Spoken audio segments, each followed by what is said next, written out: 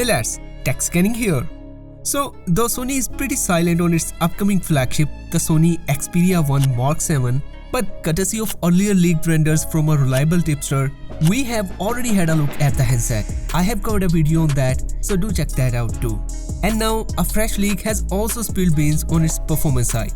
So, the Xperia 1 Mark 7 just appeared on the Geekbench, though the listing didn't mention the name explicitly, but the code number is in line with the Sony naming format for the European models. So, looking at the listing details, there will be a CPU with clocking speed of up to 4.32 GHz and Adreno 830 GPU. So, not hard to guess, it's the top tier Snapdragon 8 Elite chipset. Like its predecessor, the Xperia 1 Mark 7 will feature the same 12 gigs of RAM, though which is a decent amount of RAM. Now, looking at the scores which are giving us some performance guess, the Xperia 1 Mark 7 scored 2967 single core and 9017 multi-core points. This is in line with other Snapdragon 8 Elite powered devices.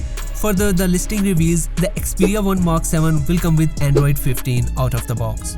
Now, unfortunately, the key camera details are still unknown, but the Xperia 1 Mark 7 is expected to offer the same 48 megapixel main and 12 megapixel ultra-wide sensors. However, for the periscope telephoto, though as per rumors it will maintain its 12 megapixel resolution, but this time with a higher variable zoom ranging 70 to 200 mm. For reference, the Xperia 1 Mark 6 offers between 85 and 170 mm. Now, though Sony is yet to announce the official launch date, but with all these leaks, we guess it's not far away. Of course, I will keep you updated as soon as there are any more details, so be sure to subscribe and hit the bell button. And I will see you in the next video. Until then, take care.